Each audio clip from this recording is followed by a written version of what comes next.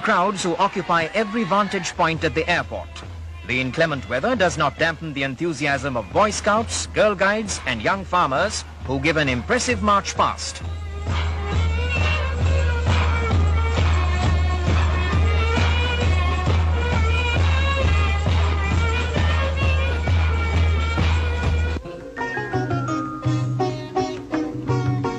Clad in white, she visits the Srinaga Vihara, where she is received by the high priest and makes offerings at the foot of the statue of the Buddha. She then listens to the chanting of Pirit. At the Nallur Kandasamy temple, she is welcomed by the Kovil dignitaries.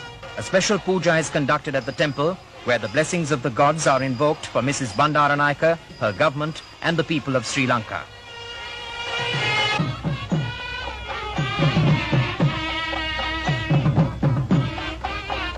An unprecedented crowd awaits the Prime Minister as she arrives for the civic reception accorded to her by the Jaffna Municipal Council. She is welcomed by the Mayor of Jaffna, Mr. Alfred Durayappa, and introduced to the municipal councillors.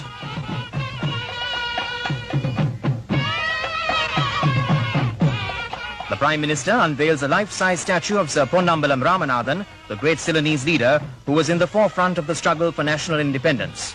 The Mayor, on behalf of the Jaffna Municipal Council, delivers the address of welcome to the Prime Minister and makes a presentation to her. Mrs. Bandaranaike expresses the hope that her visit would bring about greater harmony and progress among all communities in the country.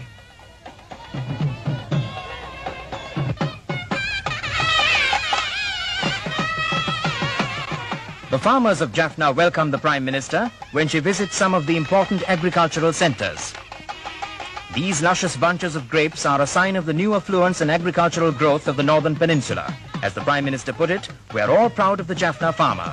He is an example not only to the country, but also to the farmers of all countries.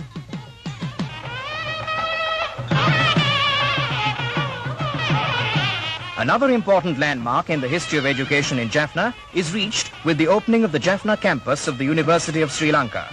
The Prime Minister is received by the Minister of Education and Pro-Chancellor, Al-Haj Dr. Badiuddin Mahmood, and conducted in a colourful staff procession consisting of university professors, lecturers and students for a special puja at the campus temple.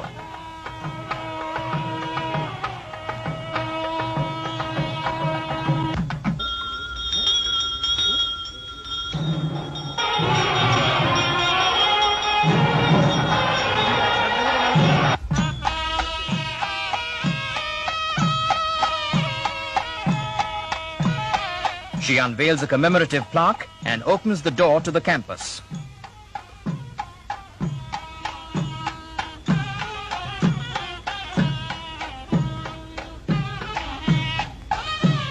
The Vice-Chancellor of the University of Sri Lanka, Mr. L.H. Sumanadasa, delivers the address of welcome. Mrs. Bandaranaike signs the visitor's book. The Minister of Education, Al-Haj Dr. Badiuddin Mahmood, addresses the gathering. The Prime Minister makes a stirring call for all sections of the people to shed communal politics and work in unity to solve the country's problems. She makes the first 10 admissions to the new campus.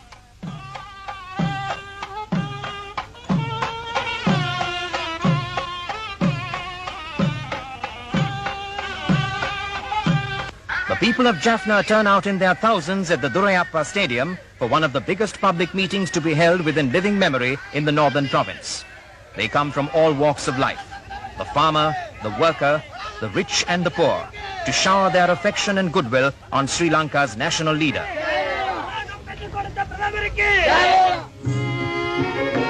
The Prime Minister's historic visit has indeed generated a mutual understanding and goodwill which should pave the way for greater unity between the two major communities and accelerate the process of nation building. The paddy-producing district of Ampara is faced with the rapidly multiplying brown hopper pest.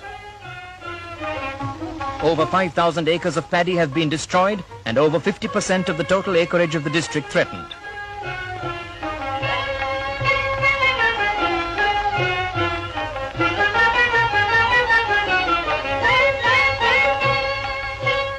In an all-out war to stem this menace, the Sri Lanka Air Force begins a large-scale spraying operation on the paddy fields. An international authority on insecticides, Rachel Carson, has described this method of pest control as one of the most effective for the protection of crops.